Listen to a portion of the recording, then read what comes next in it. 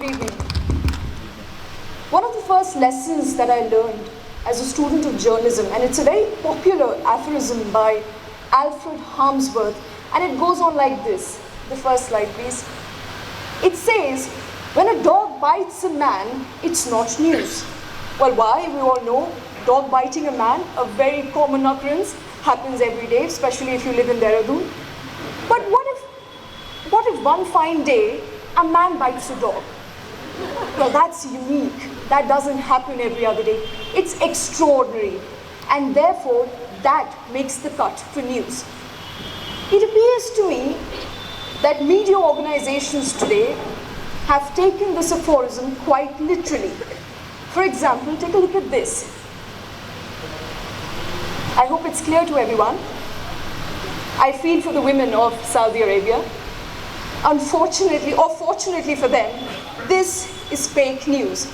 Now it tickles you. You can think of ways and means to cook your wife for dinner, but it's not happening. This kind of news, it just passes with time and you don't pay too much attention to it. It goes away, it fades away, it does not affect you. But then let's take a look at this one. The next slide, please. Talks about the nefarious plans of Islamic State of Iraq and Syria to set a base in India. They are hunting for Punjabi, Hindu, fair and lovely girls, sexist Islamic State. But this too is fake news. Ladies and gentlemen, this is different. It doesn't tickle you, but it's trying to sow some seeds in you. It is trying to divide you. It is trying to tell you that there are fundamentalists in a certain community who are trying to siege this country. But fortunately for us, this too is fake news. But before we come to our next slide, let me advise some caution. It is not for faint-hearted. Next slide, please. This man, his name was Muhammad Naeem. What you see on your screens is a picture of a man begging for his life. He was brutally murdered in Jharkhand last year, with his hand folded and blood dripping from his face and shoulder. He's asking people to spare his life.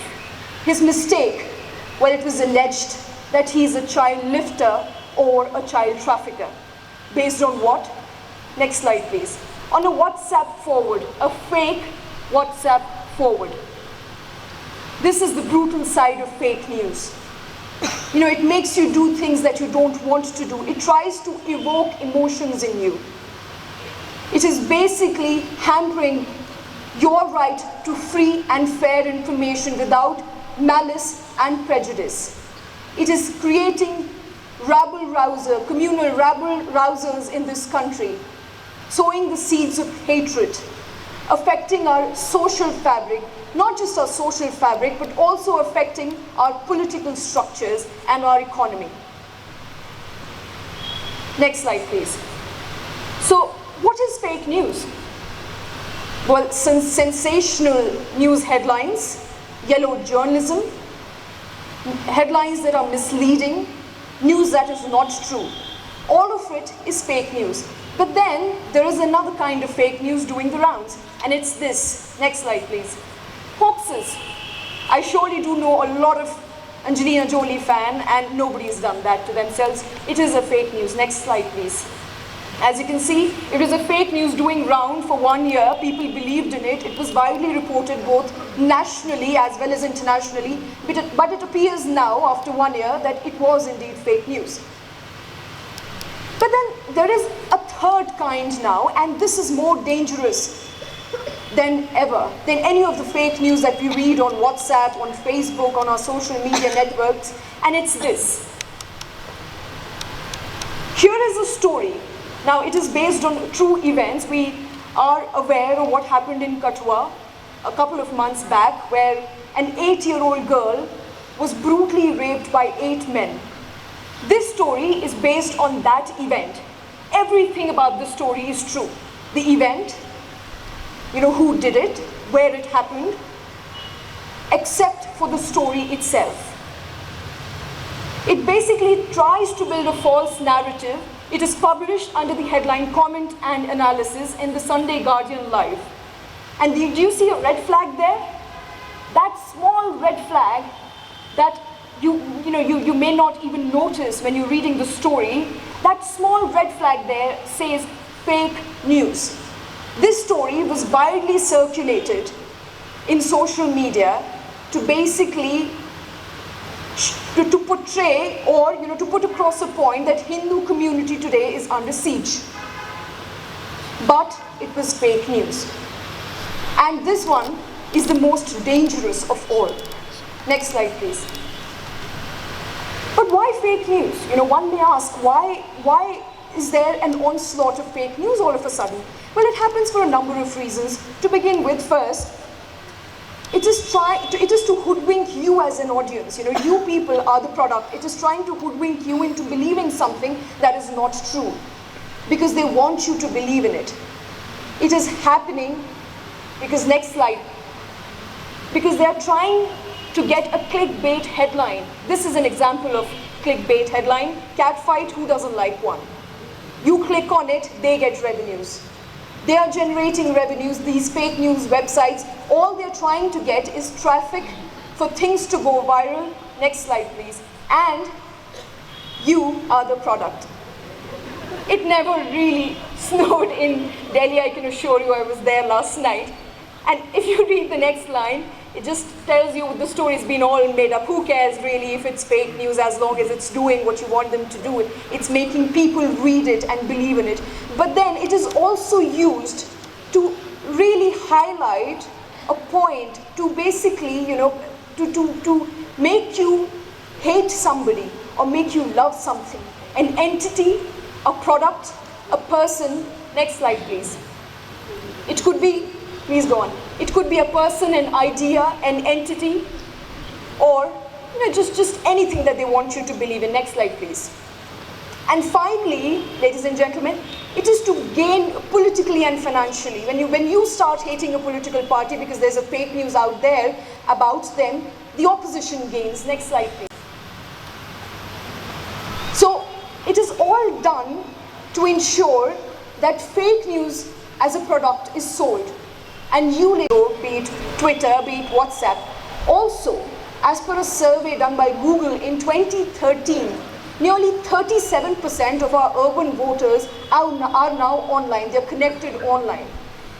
It actually has resulted in a vast expanse for all the fake news purveyors to grow without a binding force, without entry barriers, without proper rules and regulations, and as a result of which, they are ensuring that the reach to you, the people of this country, to your social networking profiles, they're able to influence you, your voter choices, what you see, what you don't see, what you believe in, and what you don't believe in.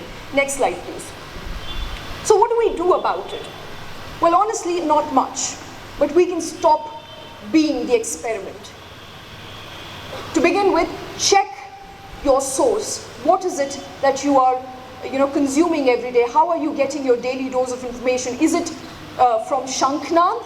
Is it from Postcard News? Or is it from Hindustan Times and Times of India?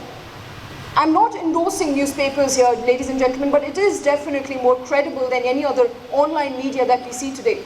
It is more credible because they issue rejoinders every time they falter. They try to at least give you precise information.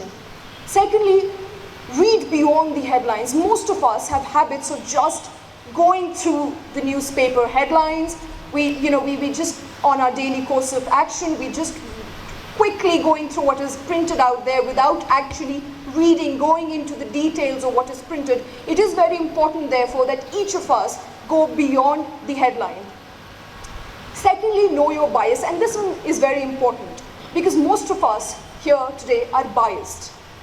For the longest time, I was told that I have a minority bias, that I'm biased towards minorities, that I may be left of center, I may be right of center, we all are.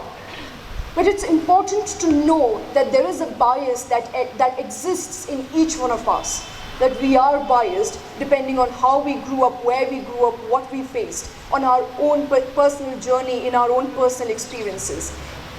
And then also know the bias of what you're reading. I worked in NDTV and I've also worked in Republic, and I can tell you every news organization is biased. They all have their biases. Somebody wants to criticize the ruling government, the other only wants to criticize the opposition.